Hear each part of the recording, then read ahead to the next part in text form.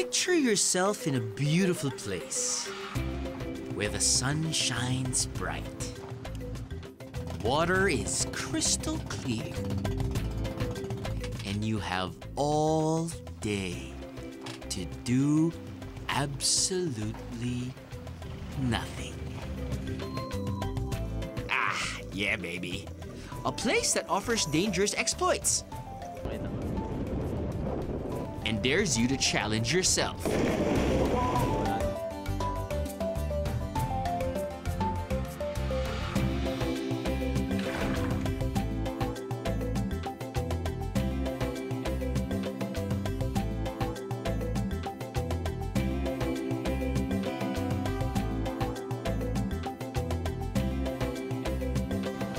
Na-imagine nyo na ba yun, mga biyero?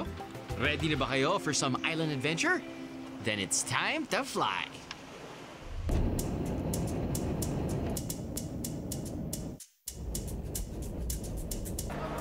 Good morning mga biyahero. Once again, nandito na naman tayo sa Cebu. Specifically dito sa Mactan International Airport. Now, we featured Cebu numerous times in the past 10 years. Akalain mo, meron na kaming nahanap na bagong Cebu destination. Sama ka sa Bego? Let's get it on.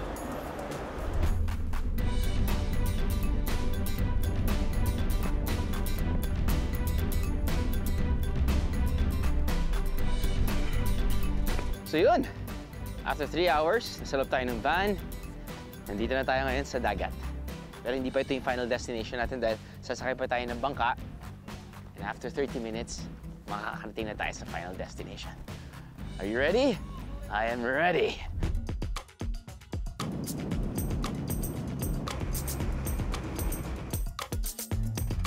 Welcome to another hidden gem in Cebu.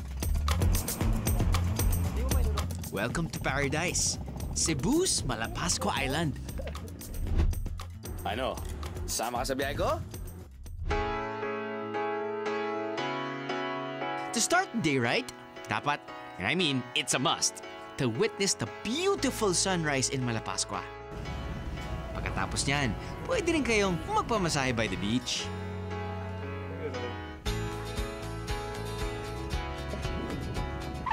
Ray! Asan si Drew? Ayun, nagtatakbo. Aga-aga. Mas masarap dito, di ba? Hayaan mo sila.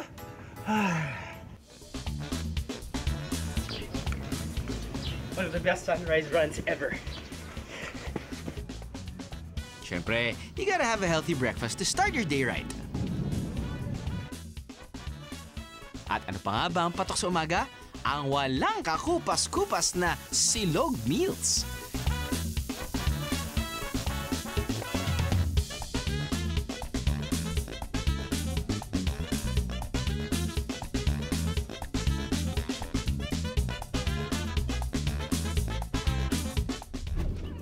Pero kung medyo adventurous ka and you wanna have breakfast like the locals of Malapascua, kailangan mong gumising na maaga at hulihin ang agahan mo.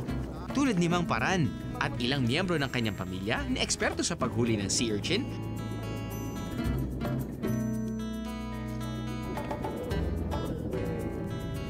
at seashell na tiger lucine or what's locally known as tambayang.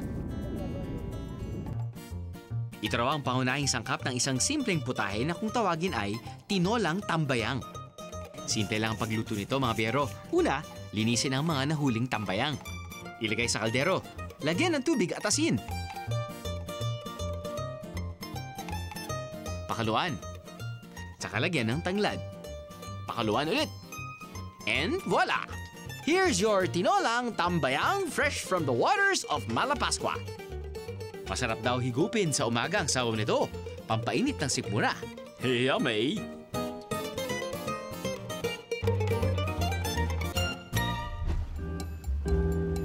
Kung first time niyong magdadive, the best daw matuto dito sa Malapascua. Kaya halos lahat ng turistang bumibisita rito, mga divers o nag-aaral mag-scuba dive. FYI mga biyero, alam niyo ba ang Pilipinas ay matatagpuan sa gitna ng tinatawag na World's Coral Triangle? Ang karagatan kasi natin ay may pinakamayamang marine life sa buong planeta. Aha! Mukhang wrong show yun. At ano ang ipinagmamalaking marine life ng Malapascua? Well, mga pating lang naman. That's right, mga pating. Thresher sharks, white-tip sharks, at iba pang uri ng mga pating na makikita mo the whole year round. Excited na ba kayo? Dahil isang kilalang diving destination ng Malapascua, di nyo kailangan magdala ng sarili nyong diving gear. Kumpleto sa gamit ang mga dive shop dito. Tulad dito sa Fish Buddies, siguraduhin nyo lang na dala nyo ang inyong scuba diving license.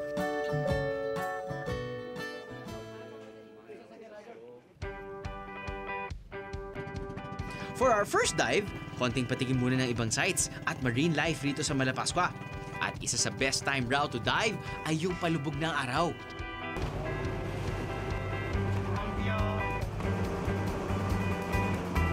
Okay, mga biyero. We're all suited up. Scuba diving tayo ngayon. Actually, we're gonna go night diving.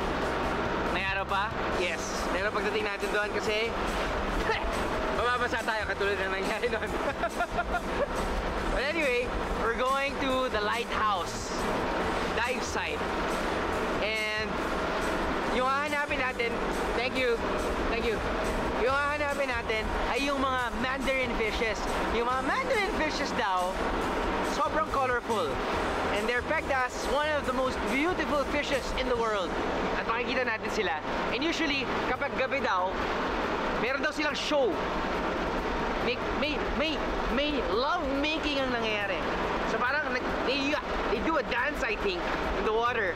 And then someone spurts something. At after nun, bababa na sila. Yun yung kanilang parang uga-uga, love making. Hopefully, ma-witness natin yun. Malapit na tayo doon.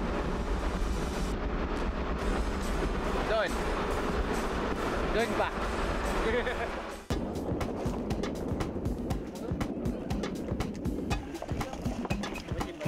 Papasabay na, we.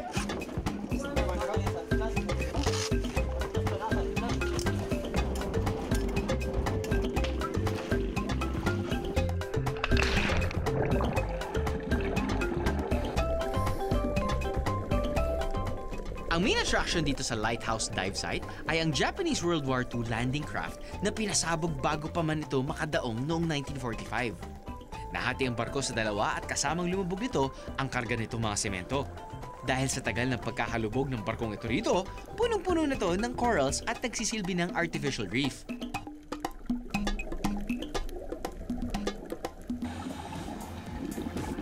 Dahil dyan, marami ng yamang dagat na nakatira o umaligid dito.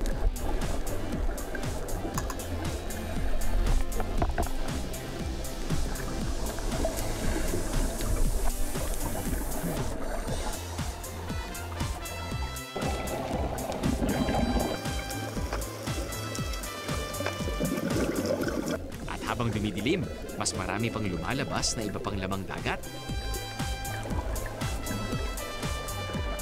Yung iba medyo shy type nga lang. O, nagugulat sa aming ilaw. Sorry, Mr. Fish. Nasilo ka ba? Pero mga baby squid na to, dead mas sa aming camera. Mukhang sanay sa mga turista.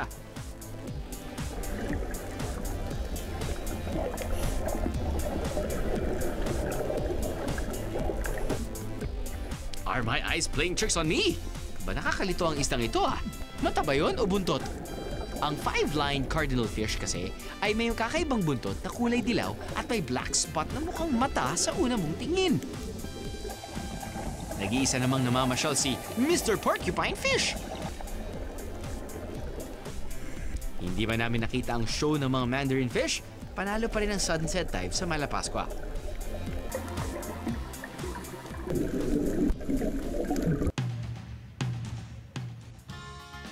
One of the best sunrises ever. Discover some exotic food.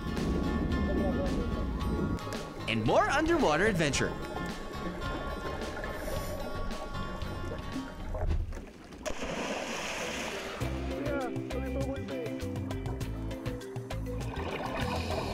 Would you believe na meron tayo nito sa Pilipinas?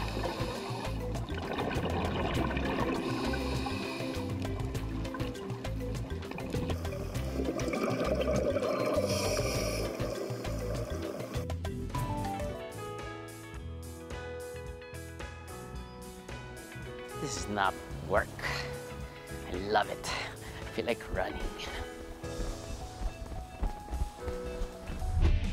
Ano? Sama ka sa biyahe ko? Ano? Sama ka sa biyahe ko? 2 oras at kalahati mula Malapascua, narating namin ang Polompon, Leyte. Dito may isa pang side for diving and snorkeling.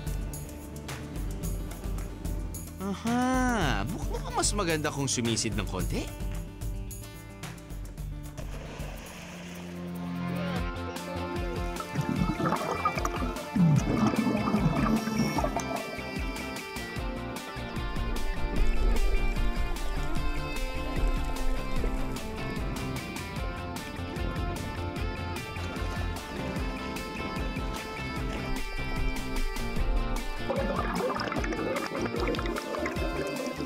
Time for some free diving.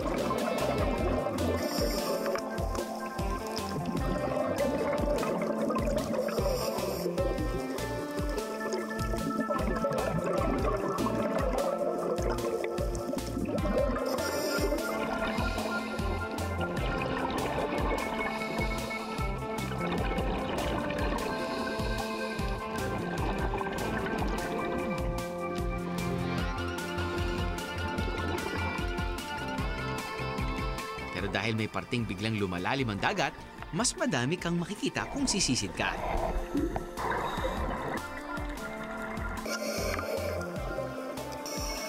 Wall of corals ang makikita dito sa Kalangaman na may lalim na 130 feet. Kaya buhay na buhay ang mga lamang dagat dito.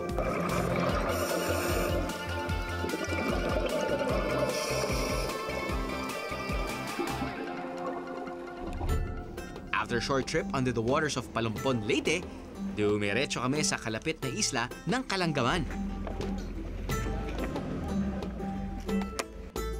Considered as the most beautiful beach in the province of Leyte, ang picture-perfect island na to ay naging cover na ng isang kilalang travel guide magazine. So kasama sa island hopping package ay itong Sandbar Island, which is commonly called Kalangaman Island. Meron kang Kalangaman Island, known for the sandbar. You have Gato Island, and you have Carnasa Island. Actually, halos lahat naman ng islands dito good for diving. Of course, besides the obvious na you can dock your boat, tapos nun pwede kayo mag-picnic. Madalas daw mag-day trip dito sa Kalangaman Island ang mga bisita ng Malapascua. Bukod sa white sand beach din ito, dahil madalas konti lang ang pumupunta, solong-solo nyo ang buong isla. Cebu is such a rich province, really. Kala ko na-feature na namin talaga ang Cebu, but each and every year, parang meron kaming na-explore na something new. Well, personally, something new. And I'm sure it's been there the whole time, di ba? Pero like, for example, Cebu, pagdating pa lang sa Cebu, ang ganda na ng dagat. Tapos nun, last year, na-feature namin Moalboal, canyoneering, etc., etc. Panalo. And then, boom, Malapascua. You know what's great about sandbars, mga biyahero? Yung isa, syempre medyo meron kang mararamdaman ng wave. But on the other side, it's still. Sarap lumangay sa ganyan eh. Hindi masyadong magulo yung tubig. And plus factor na sobrang linaw yung tubig. Look at that. It's colored green. Ah, love it. What am I doing? This is not work. I love it. I feel like running. Running funny. Kailangan ko pa bang sabihin? Sige na nga. You love my job, biyaheros! Walang dalampasigan ang Gato Island. Isa kasi itong gahiganting limestone na hugis bundok. Isa ito sa sikat na dive sites dito sa Malapascua. Naging kilala pa dahil ayon sa mga diver, you come to Malapascua to see the treasure sharks, but you leave remembering Gato. O diba?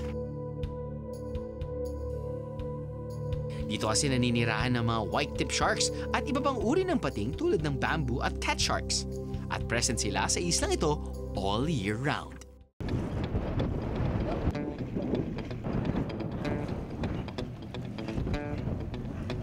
Oh, yeah.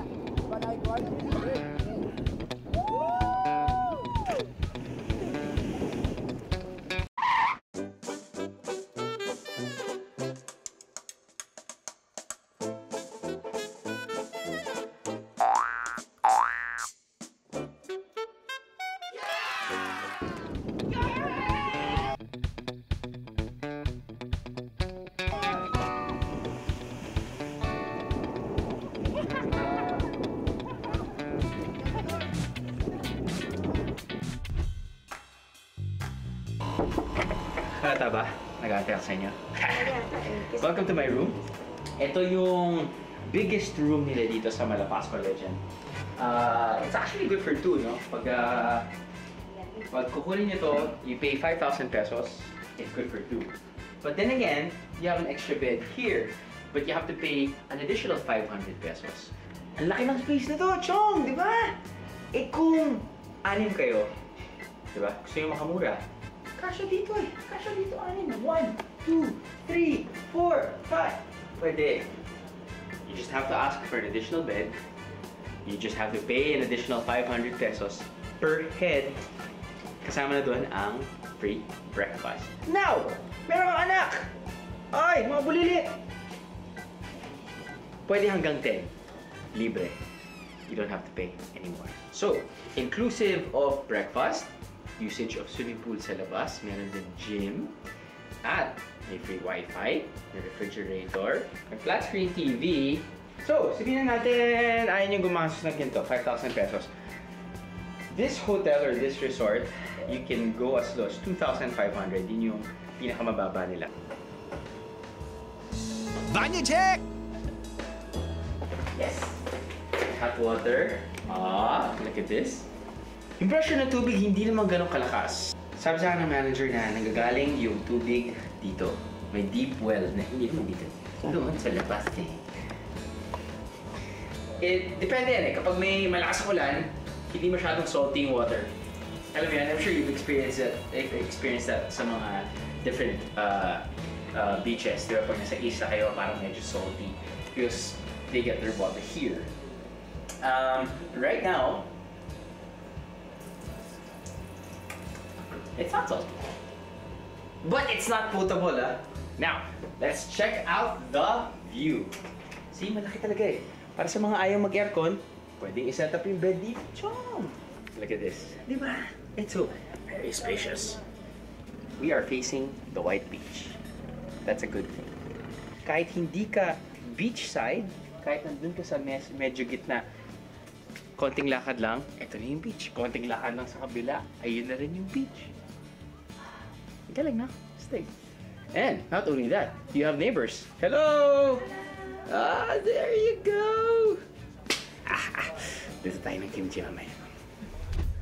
Meron namang ino-offer na budget rooms ang Legend Budget Inn na nakaharap din sa White Beach. May queen-size bed na pwedeng aircon or fan-cooled. Yun nga lang, common ang banyo.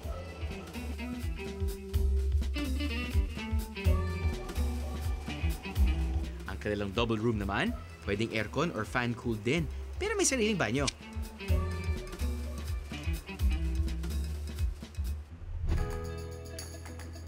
Kung type nyo namang gisingin ng sunrise o ihelin ng sunset, pwede nyo maranasan yan from the comforts of your suite.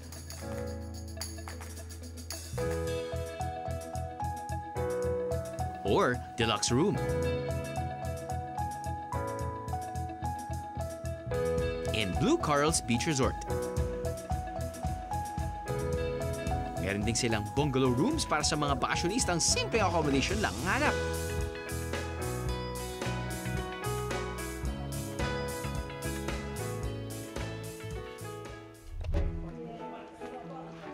Romantic, spacious, artistic, at pwede rin pampamilya ang mga kwarto rito sa Malditos. For 2 up to 4 or 6 persons ang mga kwarto nila mga biyero. Sulit din ang bayad dahil dito sa napakagandang view of the bay!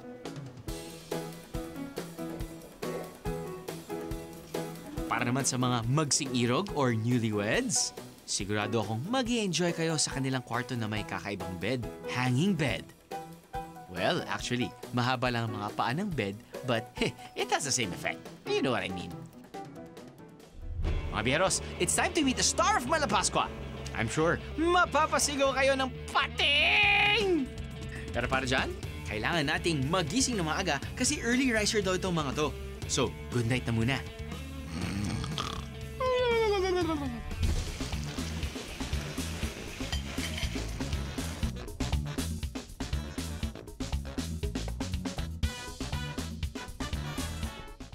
Pag-uwi ko Manila, matabas ko na ako. Ano? Sama ka sa biyahe ko? Ano? Sama ka sa biyahe ko?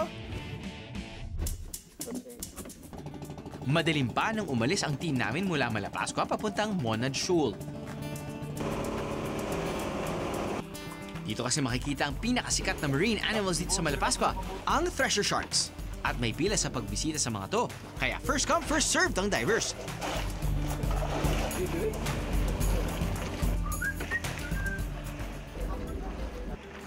Hindi man peak season o summer ngayon, marami pa rin bisita ang mga pating na to. Monad Shoal lang naman ang nag-iisang lugar sa buong mundo kung saan makakakita ng thresher shark all year round. Araw-araw, walang mintis, always present. Malas ka raw kung hindi ito magpakita sa'yo. Pero para sa mga privilege na makita ang mga thresher shark, kailangan isa kang advanced diver dahil may lalim na 98 feet or 30 meters ang kailangan sisilin para makita sila. Papunta pa lang sa drop-off point ang biyahe crew at ginulat na sila ng isang thresher shark. Swerte nyo naman, guys.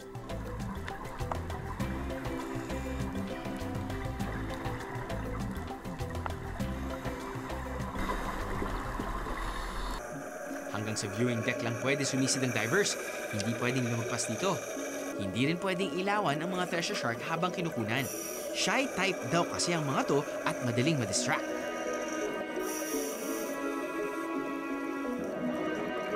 Dahil maraming bisita ngayon, binigyan lang kami ng tig-5 minuto para magmasid at para magkaroon ng pagkakataon ng ibang diver.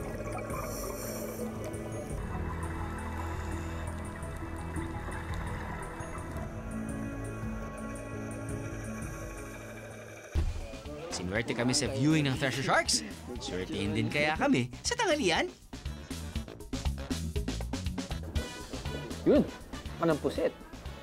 Hindi na pusit. Sakto. Tingnan huli namin kanina, hindi, joke. Pero, okay dito ay...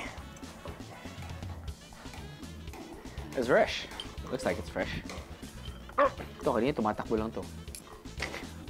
Hindi naman. Chicken cordon bleu. Classic chicken cordon bleu.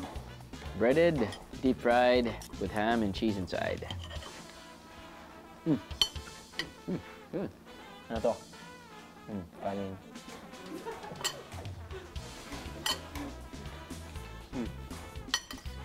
Okay.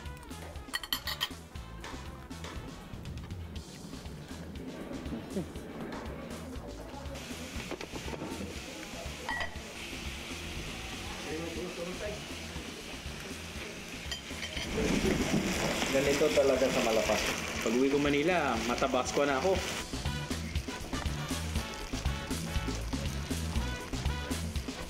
Minsan tinatanong mo sa sarili mo, kung kakain ka ng pagkain na nasa grilled plate, is it worth the smell afterwards? Diba yun yun, eh?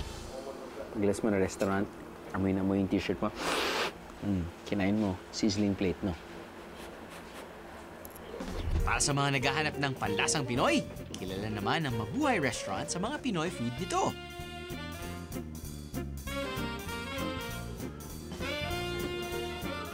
Tulad ng kanilang bestseller na Crispy Pata at Sizzling Shrimp. So far, nakapag-dive na tayo, nag-island hopping, snorkeling, at nag-food venture ng konti. So may iba pang pwedeng gawin dito sa Malapascua? Well, we haven't explored the beach yet.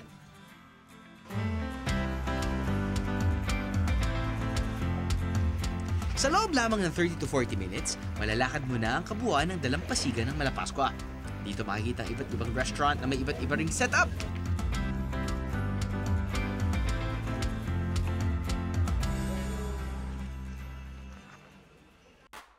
Kapansin-pansin din ang mga turistang nagpapaaraw, nakatambay sa mga restaurant, nagbabasa, nag-i-emote, nagkakwentuhan, o nagpapamasahe. Well, ito naman talaga ang purpose ng bakasyon, di ba? Ang mag-relax. Appreciate your time alone or with Mother Nature. Kaso hindi ako nagbabakasyon ngayon.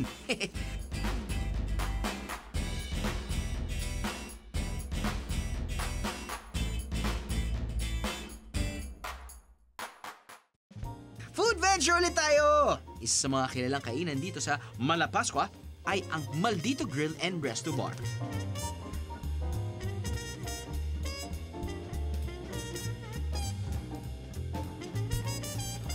nilalapag sa akin yung mga masarap na pagkain sa harapan ko, tapos hindi ko alam kung saan ako magsisimula. Magsisimula ako kung saan ako familiar with. Carpaccio, hindi, loko lang. Kinilaw. Alam niyo na yan, guys. Kinilaw. Hindi ko alam kung anong klaseng isda to, baka tanige. Pero kinilaw, niluto sa suka. Raw fish na niluto sa suka. Nilagyan ng sibuyas, bell pepper, siling haba, para may konting sipa.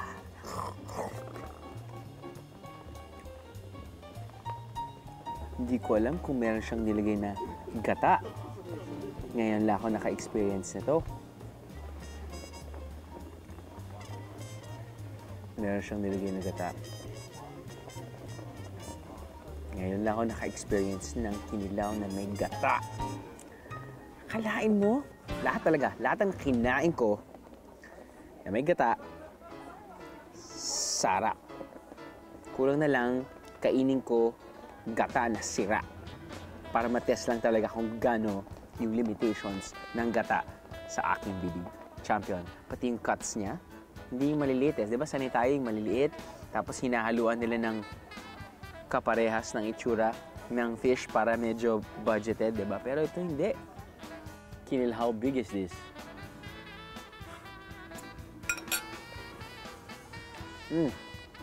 Ito naman tayo ngayon dito sa beef carpaccio with olive oil and a bit of, I guess, some Parmesan cheese.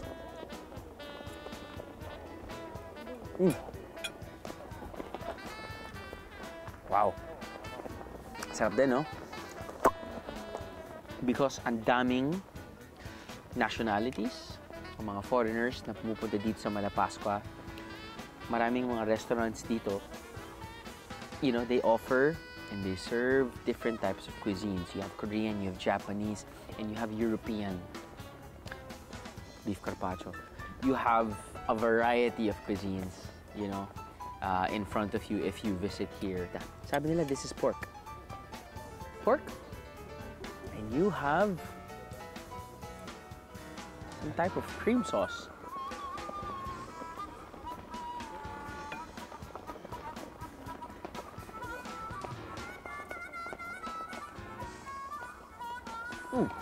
Alam mo, pagkain mo ng up, you know it's pork, it's thinly sliced, biglang, boom, boom, boom!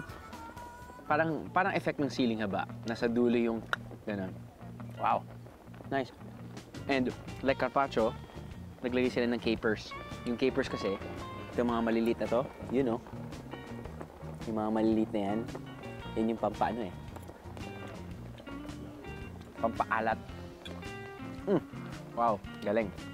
Solid. Now, punta naman tayo dito. Sabi ko, Miss, ano to? Paella? So, it's jambalaya. Hindi ko alam kung anong difference, but hey, alam ko lang kung paano kainin. I'm guessing it's not just seafood jambalaya. You've got shrimp, you've got squid, you've got fish, you've got chicken and clams. Nahulog lang.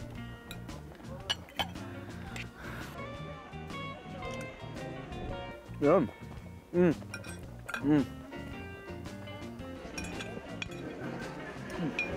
Ayun. Okay, ting nakita natin kanina. Para siyang lumpiang Shanghai yan. Oo, hindi siya lumpiang Shanghai, Ray. Para siyang isang malaking chicken pie. Ayan, oh. Isang malaking chicken pie. But anyway, inside, you've got cream-based na may manok and other veggies. And you've got like a bit of tomato sauce here, but hey, let's seal the envelope again. And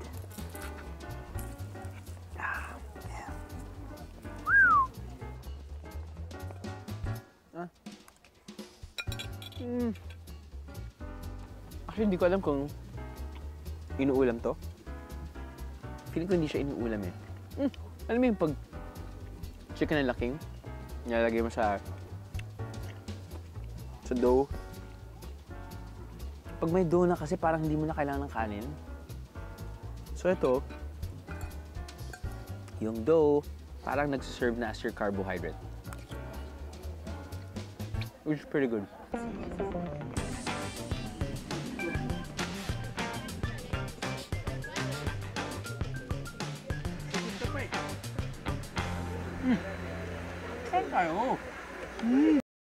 Susunod, silipin natin ang pagbangon ng Malapascua Island mula sa bagyong Yolanda.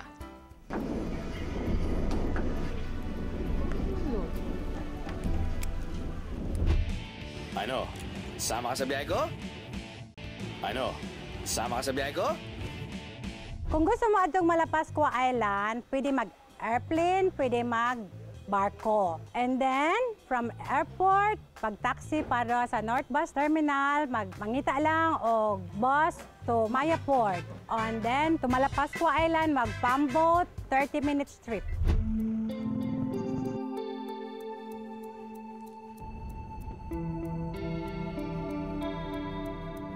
November 8, 2013, that was the time na tinamaan tayo ng Typhoon Yolanda dito. 2 days after I came back, kita ko parang war zone. Totally damaged. Dahil turismo ang bumubuhay sa mga tao rito sa Malapascua, kailangan madaliin ang pag-aayos ng mga resort. Pero hindi lang ang ibabaw ng isla ang nasira ng bagyong Yolanda. Maging ang ilang dive spots dito, nasira rin. 1 year after Yolanda, bagamat na ayos na ang mga resort at dive shop, unti-unti pa rin bumabangon ang mga taga Malapascua. Bakas pa rin sa ilang parte ng isla ang kanilang pinagdaanan.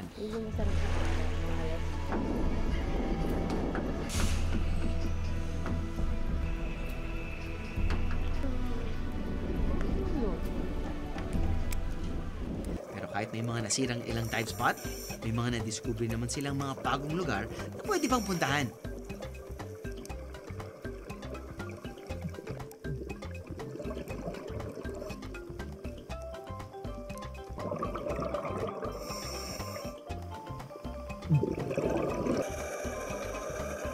Higit sa lahat, hindi sila iniwan ng kanilang mga kaibigang pating. Dahil sa mga to, patuloy ang pagdagsa ng mga dayuhan para lang masilayan sila sa kanilang paglangoy. At dahil sa mga bisitang ito, mabilis na nakabalik sa normal ang turismo ng Malapascua. Sa mga kababayan natin na talagang may planong pupunta rito sa Malapascua, ang Malapascua ay nagbalik na sa dati. Mas maganda pa siya ngayon. Yung treasure shark natin na the center of attraction in the island for tourism, buhay na buhay. So first time ko dito sa Malapascua, I keep on hearing stories about Malapascua, really, really good stories. Pero parang hindi ko ma-imagine kung anong itsura niya because, we've been to different parts of the Philippines. We've seen a lot of beaches and my first thoughts nung umapak ako dito sa isla, parang sabi ko, wow! May magandang resort. Ang ganda ng setup. Parang gusto mo matulog doon. Parang gusto mo kumain doon laid back yung mga tao. Pero the thing is, wala masyadong tao. And then I realized na after running this morning, parang ganun lang pala kaliit yung Malapascua. I feel that it's like probably 1/4 of Boracay. Okay, I'm not sure. Okay. There are other similarities also. Like you've got the White Beach and you've got like the Bulabog Beach. You get the convenience of really good restaurants, different cuisines, different tastes also. And then yung what I've experienced, katulad ng Maldito, man, hey, this is a laid-back place. Ang ganda ng atmosphere. They serve really fresh food at definitely not bland. As in, lahat ng kinain ko, pasok. I will be back here in Malapascua. I guess what I'm saying is that I will bring my wife here. I can probably bring my friends here. And even though 70% ng mga pumupunta dito ay divers, hey, kahit hindi ka diver, I'm sure may enjoy mo rin ang ganda ng Malapascua. Love it. Buti lang nakagagals ako.